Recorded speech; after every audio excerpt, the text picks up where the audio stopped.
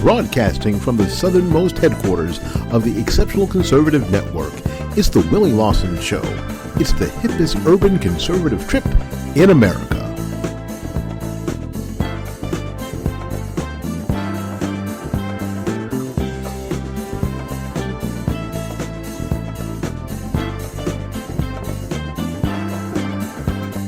And now, your host, Willie Lawson.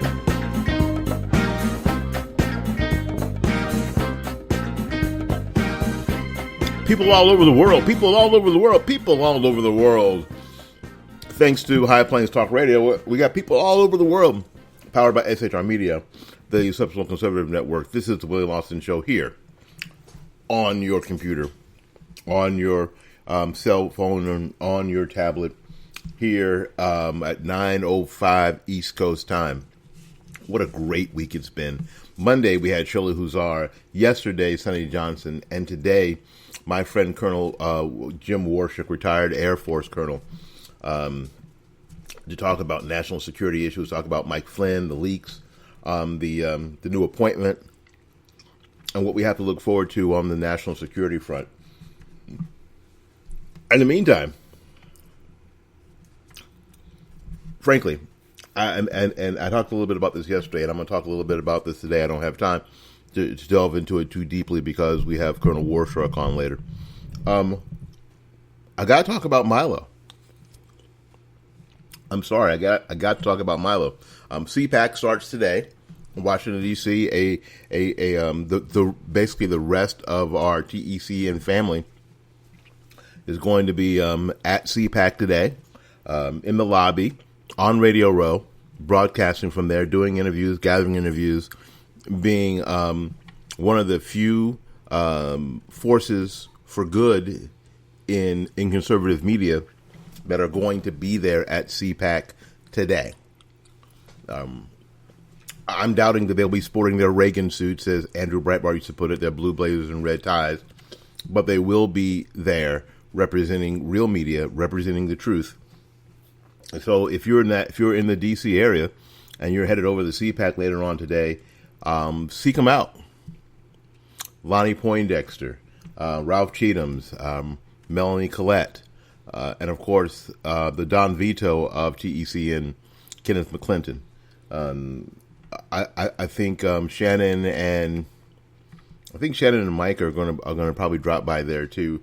The people that you just heard in our early morning show, our early drive time show. So everybody except those of us on the outskirts of the TEC and broadcast area will be in DC at CPAC today. That starts today. So the only part, and quite frankly, I wish I could go, but I only wish I could go to be around my teammates. I'm not happy with CPAC. They invited Milo Yiannopoulos, who has been quite frankly, the only voice, one of the few voices, I should say that, that's more fair. One of the few voices in America that is fighting back against the social justice warrior class. There's Milo Yiannopoulos, there's Steven Crowder, and Ben Shapiro, but not many more than that. Not anybody that you will see at CPAC. Not any of the people that you will see on stage at CPAC has done much, especially in this election cycle, to push back the aggressive, militant, anti-men feminist movement, the third wave feminist movement that has enveloped this country, whose goal really isn't the empowerment of women, it's to shut down free speech. No one there has really gone after BLM in a way that really matters, other than the people I've mentioned. None of the people that you will see at CPAC on the stage, none of the Rand Pauls, none of the people that you see who are going to take credit for the election of Donald Trump, because they will. They will all, in one way, shape, or form, take some credit for the election of Donald Trump. When the fact of the matter is that it was people like Milo Yiannopoulos who was gaining the attention of a lot of people, especially a lot of young people. When they had when he had meetings or rallies or or concerts or whatever you're going to call them at university campuses. They may have been sponsored by young Republicans, but when you get to a crowd of 1,200 and 1,300, it wasn't the typical young Republican crowd. It was a more activist crowd. People who were actually going to go out there and do the work, not just fundraise for a local candidate, however important that is. But you know what? And it is important. But it was a different crew of people who were going to go out there and actually fight back against the establishment. And that's the crowd that Milo Yiannopoulos had garnered. And not allowing him, because of a video that came out, that's been out in the wilderness for a year and a half, that hell everybody knew about, that was highly edited, highly redacted, to use that video in a Hillary Clinton, Barack Obama's kind of way as fact immediately, and basically cowering out and punking out and rescinding his invitation to speak.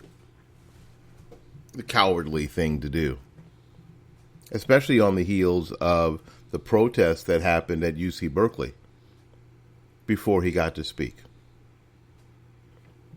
And people have said to me, some of my teammates said to me, this isn't a free speech issue. Well, it may not be a free speech issue from a legal standpoint, but it is a free speech issue from a principled standpoint.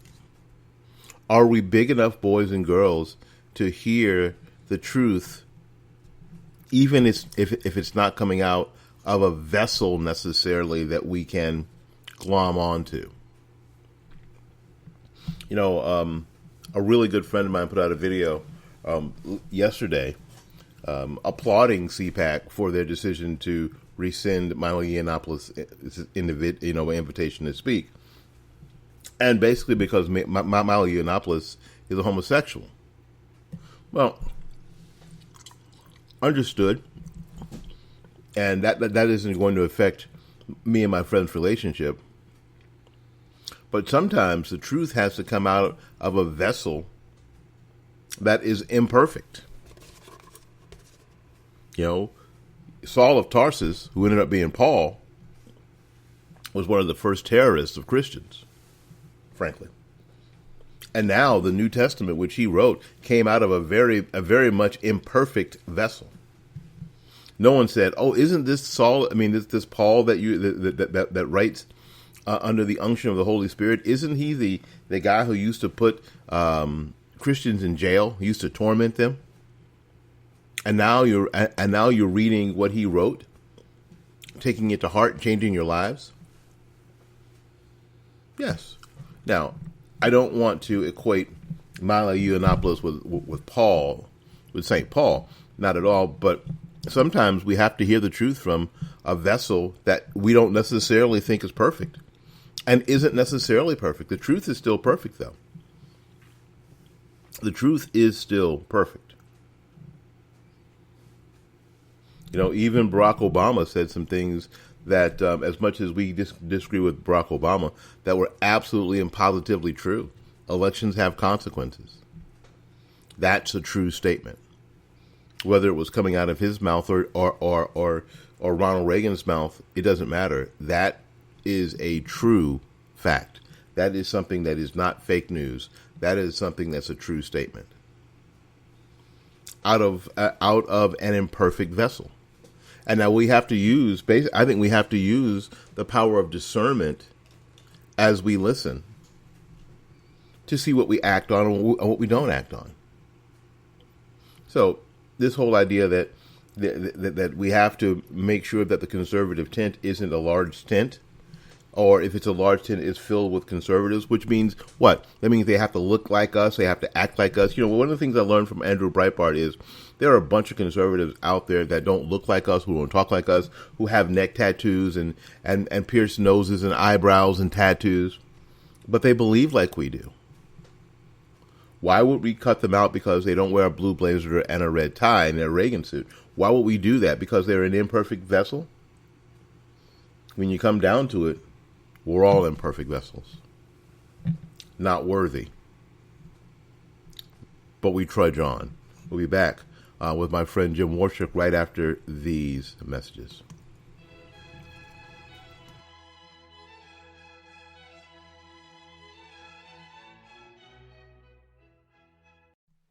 Innovation, inspiration, and imagination. Three important characteristics that are important in any business, but especially in real estate when you're looking for your forever home. And when that home is a new home, there are very, very many things that must go right. The financing must be on point. The furnishings must be on point. The location and neighborhood must be on point. And if you need someone to get that right the first time, you have to go to my friend Gary Knight at New Homes of Tampa Bay. That's New Homes of Tampa Bay. You can reach him on the web at www.newhomestpa.com. If you're looking for innovation through technology, inspiration, and imagination through hard work, www.newhomestpa.com. There's no reason to wait for a special occasion to send flowers. No reason to wait until you miss a birthday or an anniversary or Valentine's Day to send flowers. All you have to do is get a hold of my friend Christine at Bloomingdale's Flower Shop, www.bloomingdays.com. That's www.bloomingdays.com. And tell her that you want to send the very best, that you care enough to send the very best. One of FTD's top florists in all of the United States, always in the top 100 of flower shops in the United States. That's Bloomingdale's Flower Shop, www.bloomingdays.com. Forget calling 1-800-something, www.bloomingdays.com.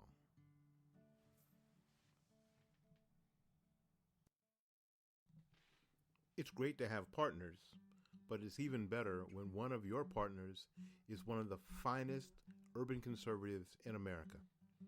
That's my friend Kevin Batts. Kevin Batts of Red River Chronicle TV. Red River Chronicle TV is taking the internet by storm with fabulous production, amazing commentary, and incredible insight.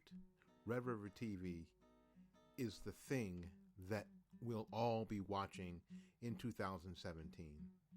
They are the people, Kevin and his wife Janelle, are the voices that are going to make the difference in urban America in 2017. So get in on the ground floor. Go to www.redriverchronicle.com and subscribe to Red River TV today.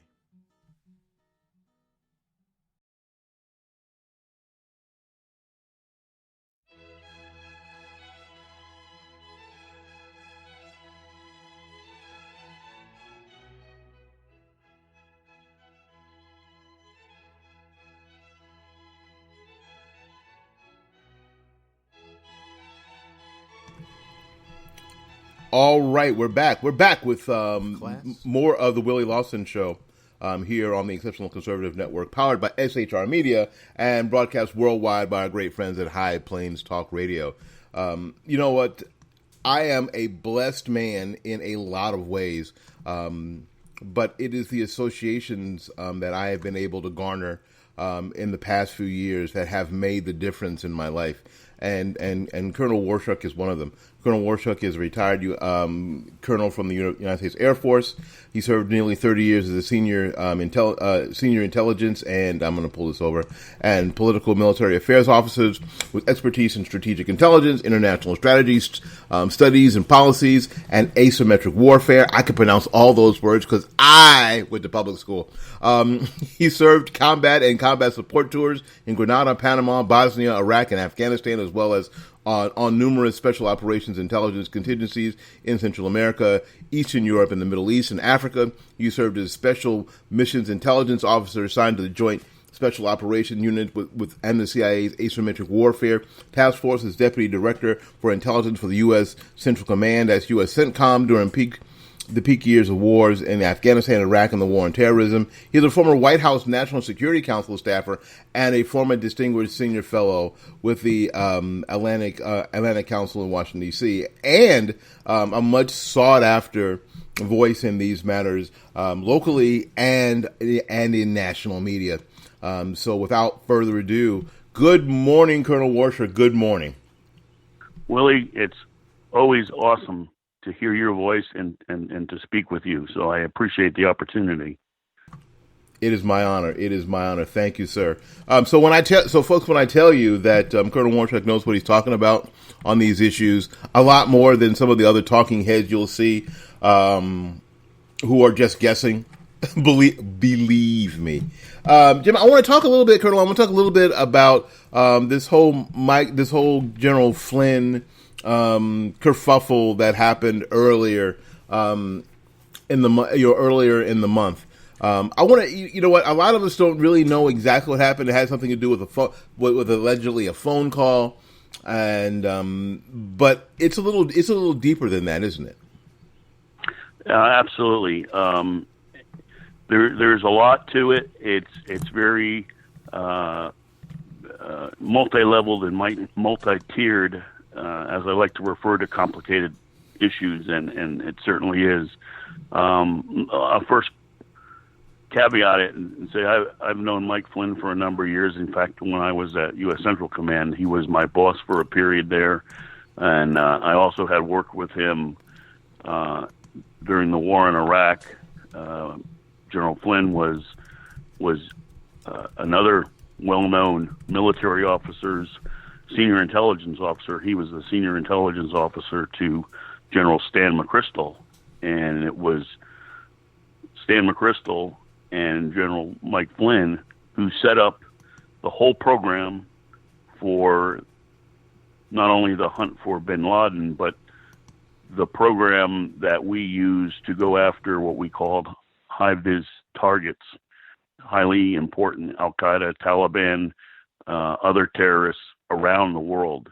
And they had thousands of people working on it and had people working all around the world on it. And it's a pretty massive program. And in fact, it's still in place, still in effect. And they're still using it to identify locations of key members of Al-Qaeda and now ISIS and other affiliated groups. So that's the capacity where I worked with him. With regard to what happened here, a number of issues. Let me first address the point with the biggest issue where everybody hears is his involvement in talking to the Russian ambassador.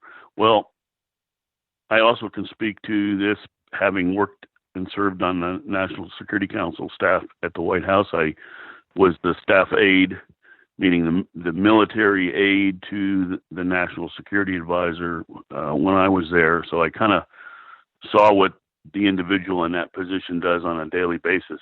And what General Flynn did when he was identified by President-elect Donald Trump that he was going to be his national security advisor, he didn't just sit there and wait until January 20th to start doing his work.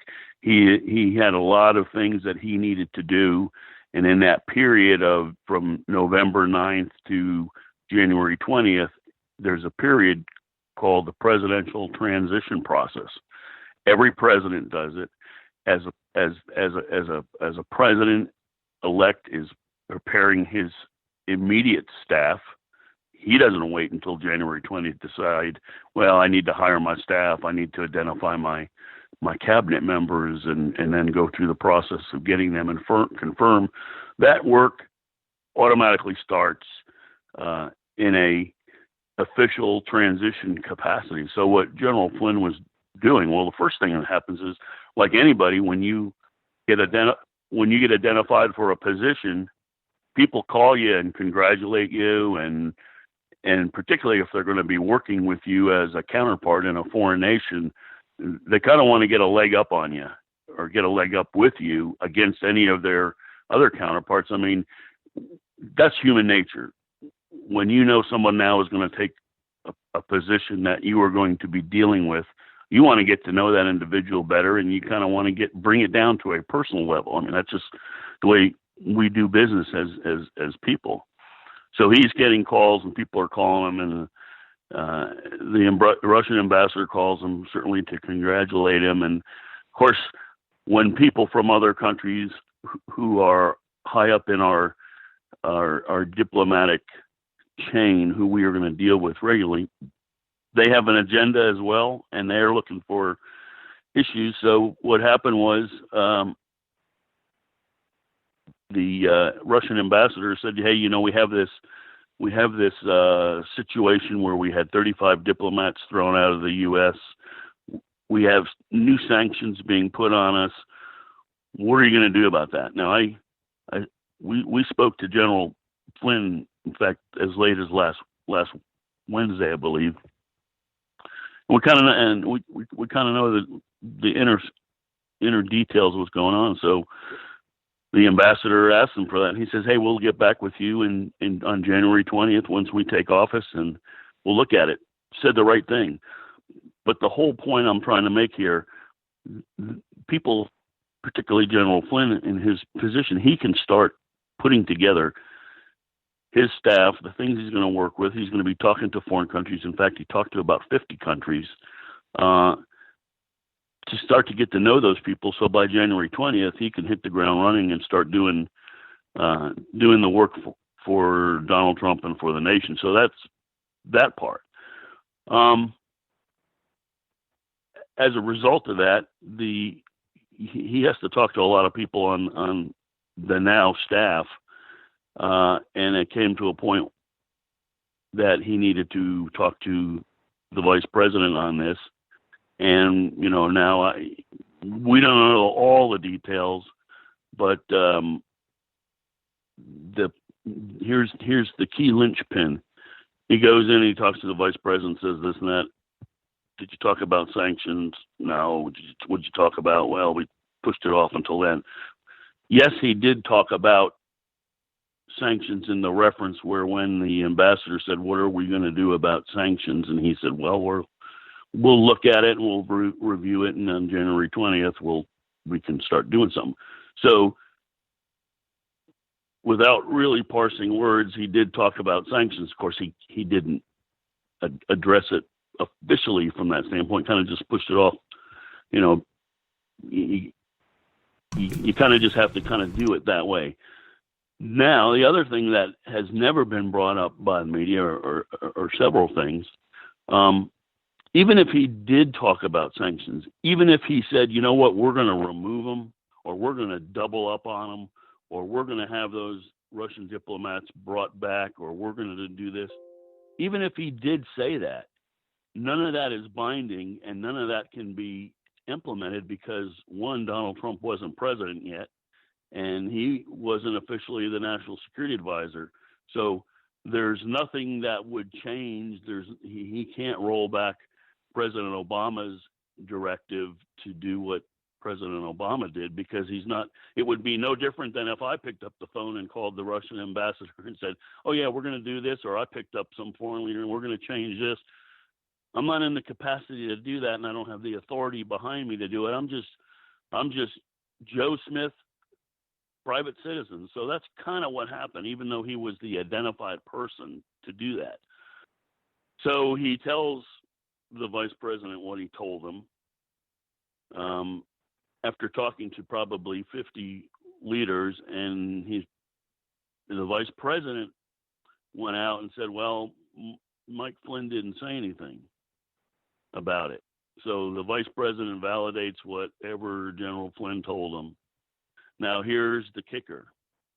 Little than any of them know that somebody had gone through, got the phone intercepted, written or translated voice description and what was said, got it to the media, and then the media went out and put out there that Mike Flynn talked about sanctions. Yeah, the word sanctions came up in the phone call. So now there's this media frenzy that went on, and it was relentless, as anybody who followed this knows. I mean, it was 24/7 for several weeks, and the number one front page issue. And so it came to a decision where the perception and what Vice President Pence said and what Mike Flynn said, while correct and incorrect, it wasn't so much that, because, you know, we've all had situations with our boss, and he's still not. And Vice President Pence is not Mike Flynn's boss. The president is his boss. In fact, when you look at within the NSC how the chain of command goes within the NSC, it goes from Mike Flynn directly to the president. His relationship to the vice president in a official business capacity is, I'll talk to him as necessary. Another part of the pie here that most people don't understand is that the vice president also has his own national security advisor. And once he has his own national security advisor, Mike Flynn will deal with Vice President Pence's national security advisor. That's done. It's a lower level position, and they coordinate. It's not to say that the president's national security advisor would not ever talk to the vice president. In fact, when they do their National Security Council meetings, the vice president is part of the National Security Council, as is the Secretary of Defense, as is the Secretary of State, as is the Secretary of Energy, as is the Secretary of the Treasury, as is the Chairman, as is the Director of National Intelligence, as is the Director of the CIA, and then there's a few other lower level cats and dogs that sit around the table. But the people I named by position, they all sit around at regular national security. They're known as the principals. They're the principals to the National Security Council. So they will talk, and they will see each other all the time in the White House, and, you know, in the hallways. And I mean, it's not an uncommon thing. The biggest thing that happened out of this, and the reason Mike Flynn was let go, Mike Flynn went to the president and said, "Look, you can keep me on, but no matter what you do, this is not going to end. The onslaught from the media is going to be relentless. It's going to be very difficult for me to go forward doing my job. It's going to be very difficult for you to go forward doing your responsibilities with regard to national security, because every day this is going to be brought up. It's probably best that we sever the cord and I resign." And that's what he did, for the good of the position, for the good of the president, and for the good of the nation, because it would be a constant daily onslaught by the media every time there was an issue national security wise, and we all know that's going to be a big part of the president's responsibilities and everything that plays out on the world stage. So he resigned because he had to. The media can say, well, it was because he lied to the vice president. I really don't believe, both knowing Mike Flynn as a person and knowing anybody, would go in on the first day, so to speak, and lie to the vice president. I mean, lie implies intentional. You know, how many times have people gone to their boss and told them something in the course of that? Oh, darn, I forgot to mention that to him. At the same time, the real problem we have is the leaks that are coming out of the intelligence community. That's the real serious problem. And that's what I wanted to get to. You know what? How did this information about that conversation get to the media? You know what? I understand that maybe these conversations are recorded by NSA and the like for archival purposes. I kind of get that, but how did they get out? How do they get out of the White House? How did they get out of that ecosystem into the larger ecosystem of the media so they could run their spin and do their thing? How did it get out? All right, let me just give a little background here, because when the NSA is not supposed to spy on the Americans. In fact, all our foreign intelligence apparatus by law cannot spy on Americans.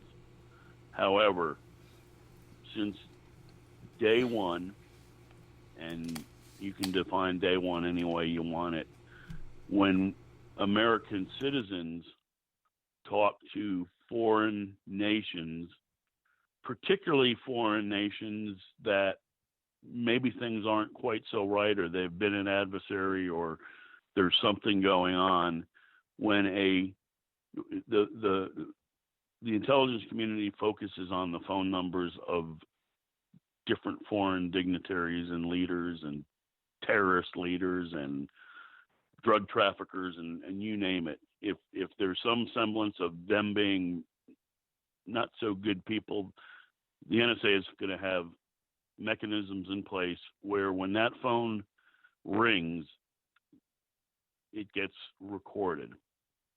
Well, the other thing we watch for is when a phone call emanates from the United States to one of those particular people, because they want to know, well, who is this person calling this person? What's behind this call?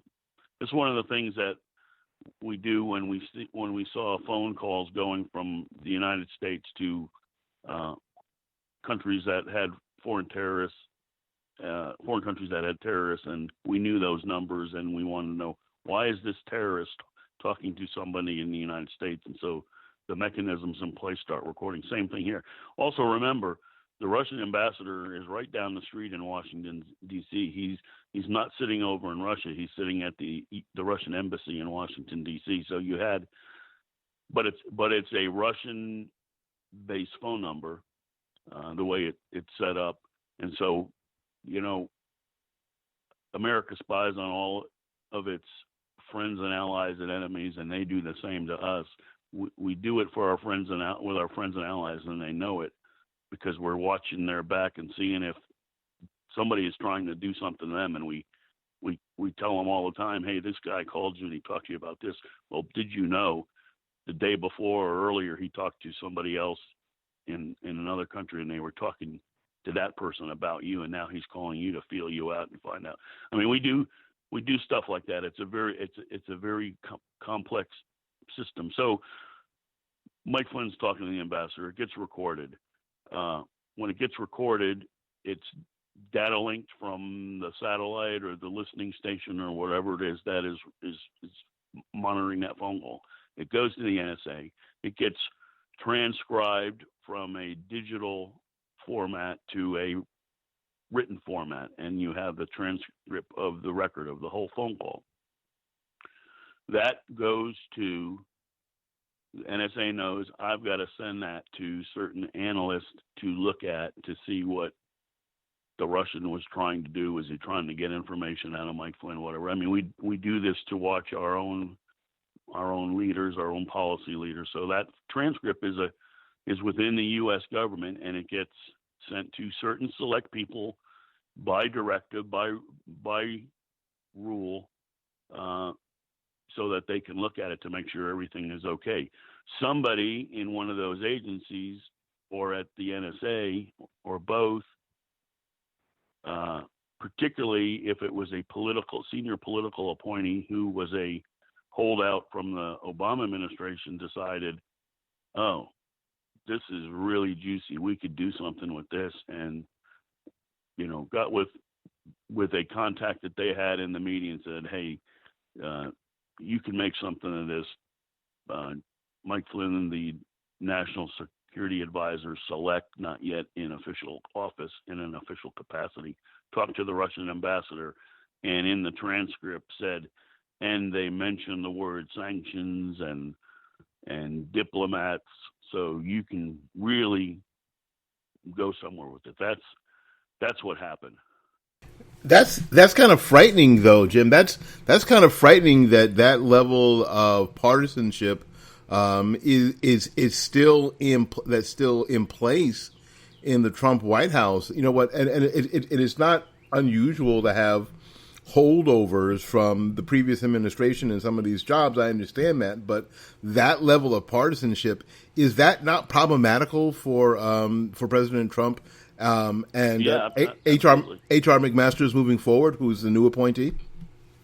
Sure, absolutely. And then you get into the whole business of political appointees. There's 3, maybe 4 different levels of political appointees. There's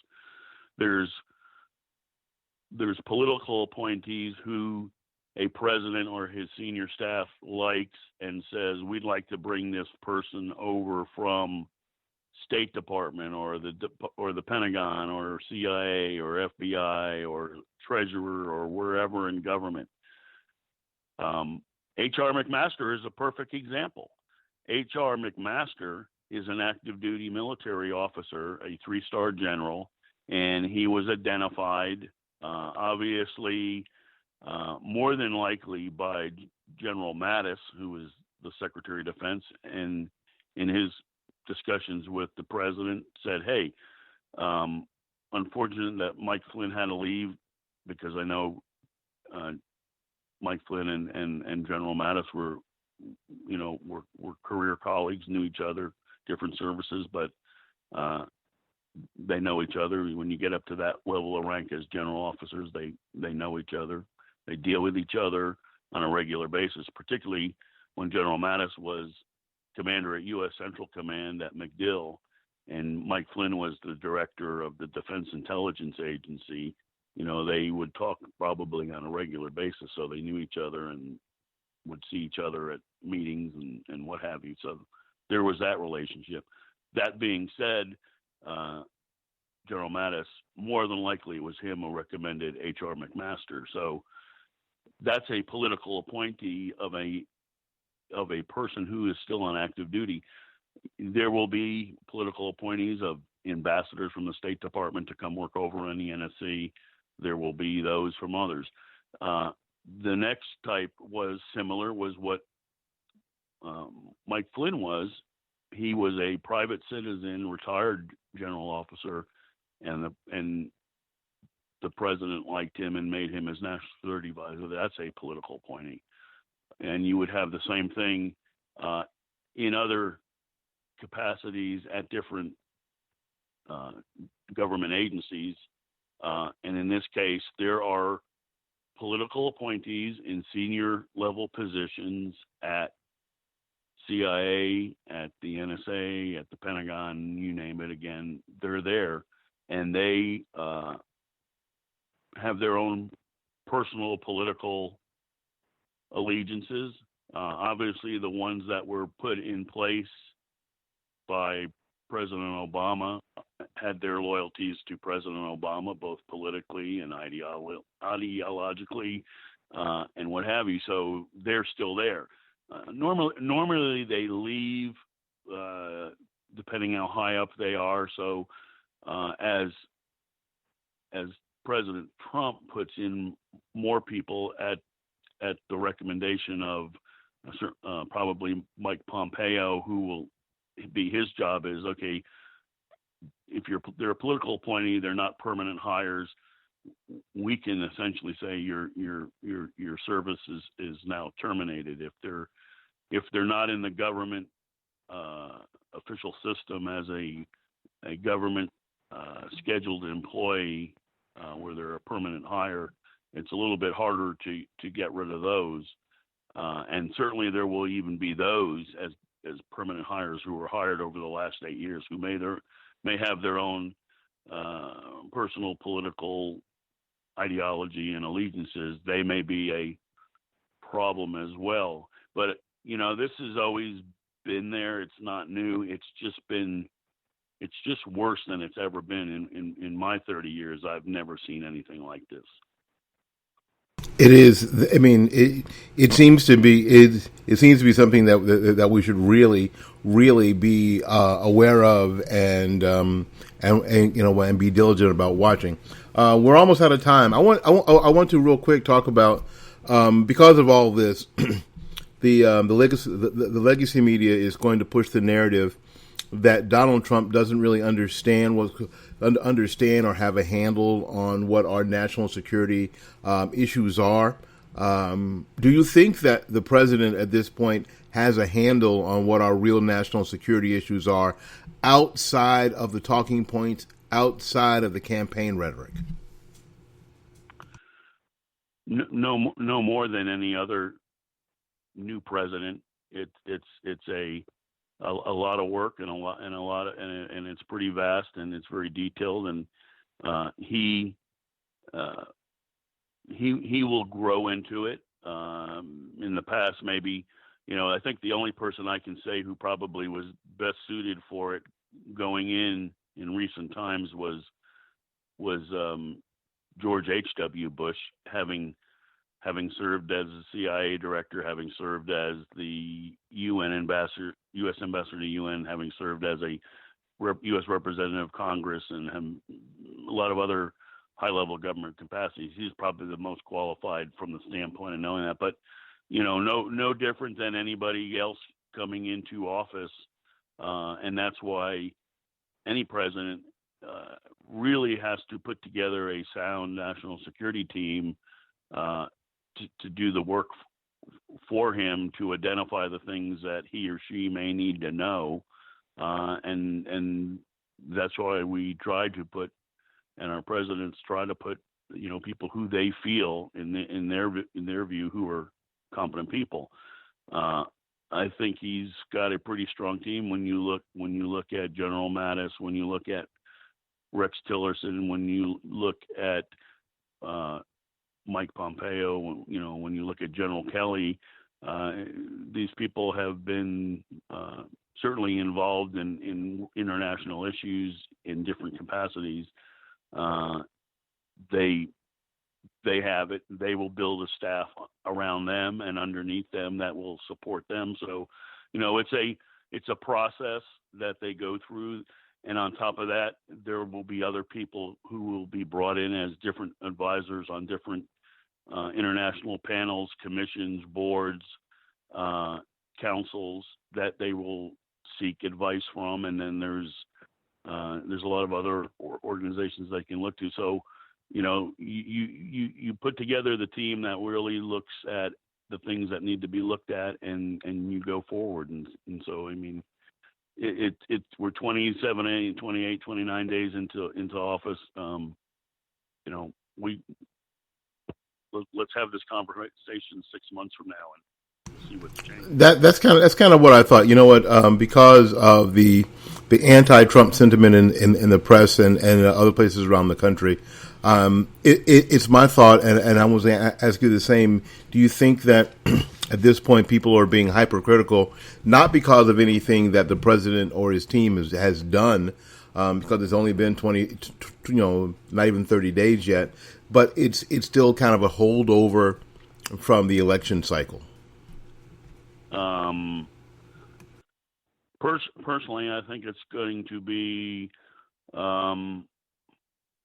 We are so polarized politically and as a nation,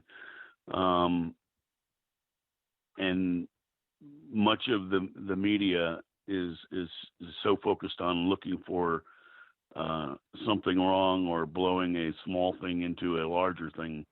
That's going to be the most critical piece here of this whole big menagerie and puzzle. Will they eventually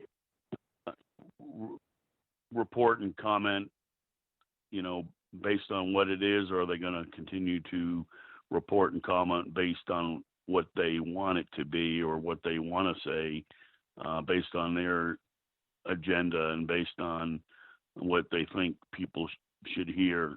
That's gonna be the big question.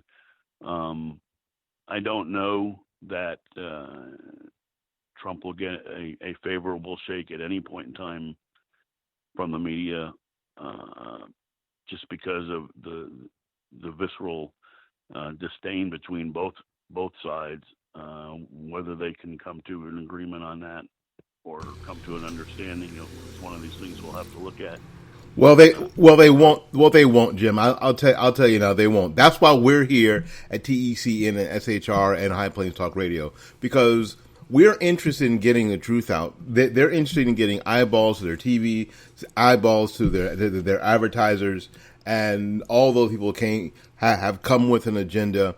And it doesn't matter what the truth is. If Trump says the sky is blue, they'll say it's not blue enough, and it's because of global warming. That's their agenda, and they came out of the progressive closet, frankly, about 8.5 years ago. And once you're out of that closet, you really can't go back, and they kind of know that. Jim, I appreciate that you came on. I hope that as this process continues, that you will join us again here on the Exceptional Conservative Network, because you're the kind of person who obviously knows. There are a lot of people who are talking about it. There are a lot of people. I mean, I could turn on the TV, and there are a lot of people talking about it. But it's my sense is that most of them don't have any idea of actually what they're speaking of, and don't have any background about what they're speaking of. But there are a lot of people talking about it. So instead of me talking about it, it's better that you talk about it, because frankly, you know what the hell you're talking about. And folks, and with all this going on, with Jim being asked to be on my show, he's being asked to be on numerous national programs, all week long. Jim is also, and I like to say, my own personal state committee man for my local Republican Party. So there. Yes, we have him here in Hillsborough County. Yeah, it sucks to be you wherever you are. Listen, Jim, thanks ever so much for coming on. Listen, have a great rest of the day.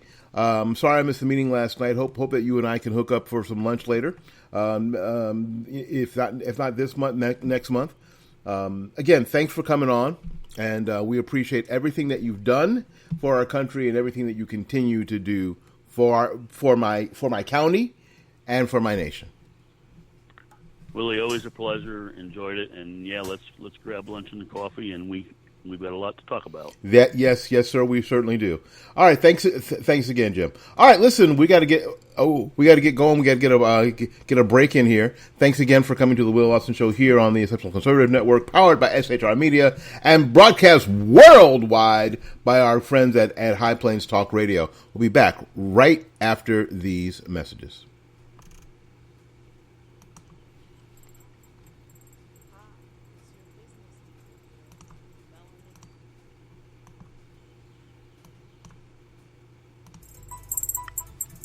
Hi, it's your business diva here, Melanie Collette of Money Talk with Melanie on the Exceptional Conservative Network. Every Monday, Wednesday, and Friday at 10 a.m., we talk all things money on a global, domestic, and household scale that affects you and your wallet. You don't want to miss it.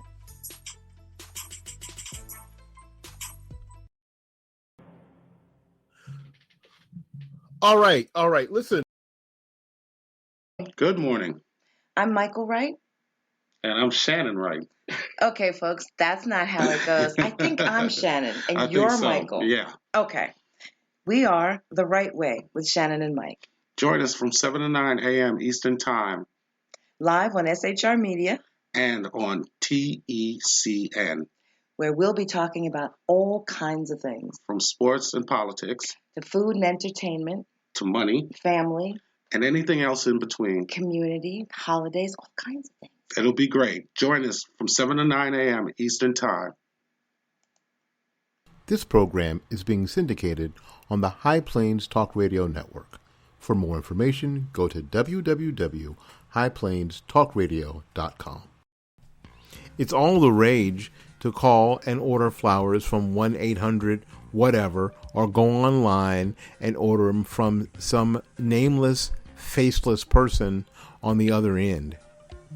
I'm saying you should do something different. You should, before doing that, call my friends at Bloomingdale's Flower Shop, located right here in Tampa, Florida, at 11618 North Florida Avenue, 33612. Christine and her staff don't look at just the order. They look at the customer. They look at your occasion.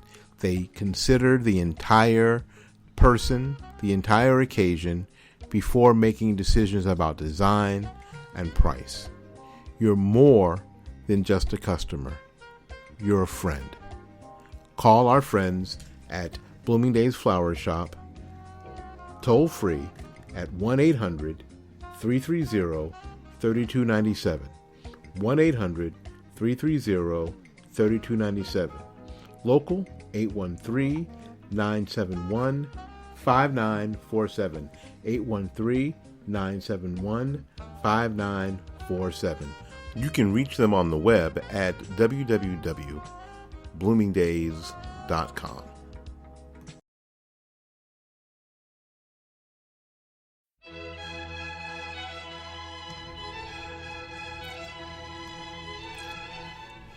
All right, welcome back to the Willie Lawson Show here on the Acceptable Conservative Network. Again, I told you this will be the week that beat all weeks. This will be the week that you will go, this is the realest program that I have ever heard on the internet. This is the most informative program I've ever heard. This is the realest program I've ever heard. This is the program that has the most attractive host. This is this is a program that has the best guests who all tell things as they are. I'm never going to be able to find anything that's more real than the Willie Lawson Show here on the Acceptable Conservative Network. I told you that this would be that week, and we have proven that to you so far this week, and it's only Wednesday. Tomorrow, I'm bringing back Shirley Huzar to talk about the Trump administration.